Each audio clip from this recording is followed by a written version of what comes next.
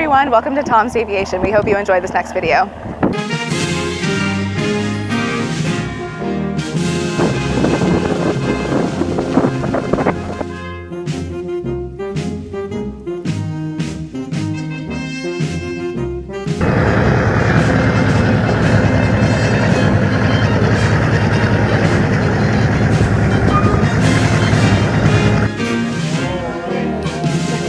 Go ahead and start talking.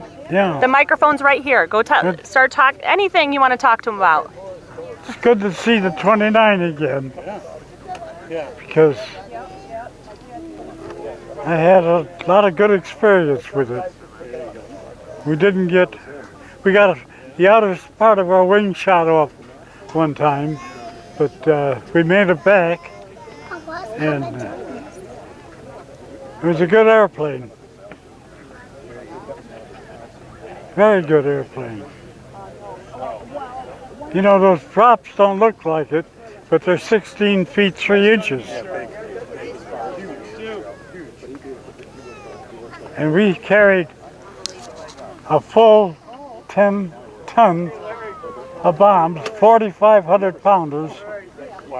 And we didn't have any turrets. The only gun we had was a tail gun. And and we carried 6,850 gallons, 7 in each wing, plus the big center tank.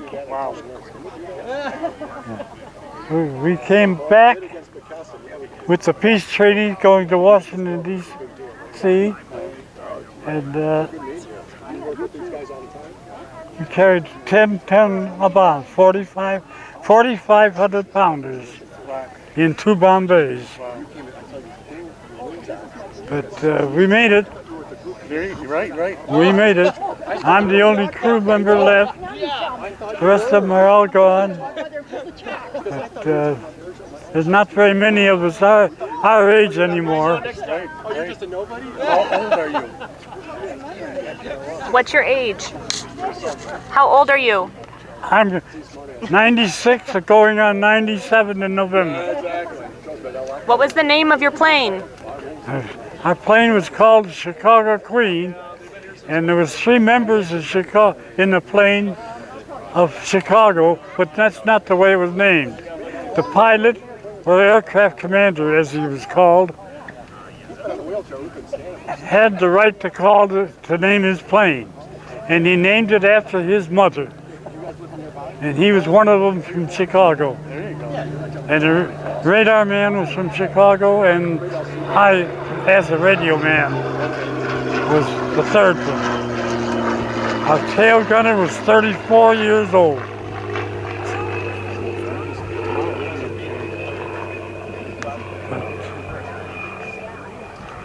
Share the story about how the Chicago Queen never came home. Oh. We landed after our 3rd prisoner of war supply mission, dropping supplies on prison camps before they could be liberated. And we dropped them like a bomb and hoped to get into the yard. And we made it most of the time. Anyhow, we landed, and the chief pulled up and he says, "I want to talk to your crew." So he says, "Fellas," he says, "I can't tell you why, but we need your plane." And I says, "With all the planes around here, you need ours?" "Yes, I can't tell you any more than that." So we went back with a full bombing crew and no plane. And about 3 or 4 days later, they picked us up and went back to our hard stand, and there was a brand new B29 standing there. Brand new. Silver nut. Ours was black on the bottom and blotchy black all the way over the other because we were a night outfit. So we found out that we were going to go to Bowling Field, Washington, D.C., and fly colonels and two generals and 3 colonels to a meeting. And then we were going to get a chance to get home for about 5-6 days. So we landed in Washington, D.C., and they treated us very well. And I got out on a night train, and they picked me up at 9:30 in the morning in Chicago for 6 days. And then we were going to fly these guys back. Well, when we went back to Washington, D.C., they said, we don't need bombing crews anymore. He said, let me see what we can do to get you guys discharged. He said, because you got way more than you need as far as points. Right. And so that's what happened. And she said, we're going to give you a discharge near your home. Well, my home was Chicago. They sent me to San Antonio, Texas, which was right by Mexico. Right. That was close to my house. So that's what happened. And then I got out. From what he told us, that they wanted a new plane for the colonels and generals because they didn't want to fly in his beat-up plane anymore. But his crew's the one that flew the peace treaty home to D.C. at the end of the war. Right. So he's pretty proud of that. There you go. Nice story. So we were a night outfit. Our average mission was between 15 and 16 hours, over water at night.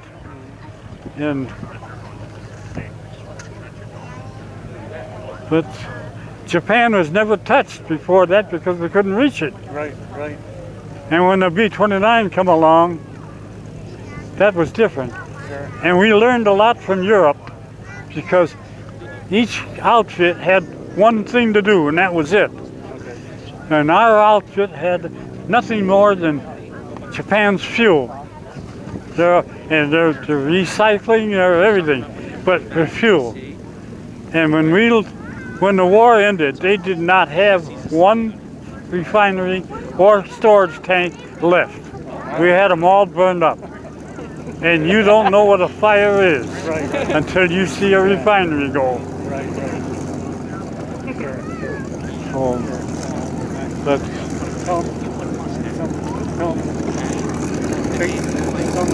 Thanks for watching. Say thanks for watching. Say that. Say thanks for watching. You say that to the camera. You say that to the camera. Say thanks for watching. that was a good airplane. We Papa. only lost one engine in our time, Thanks for but there was watching. nothing left of them. Papa, say thanks for watching. Huh? Say thanks for watching to the camera. Thanks a lot.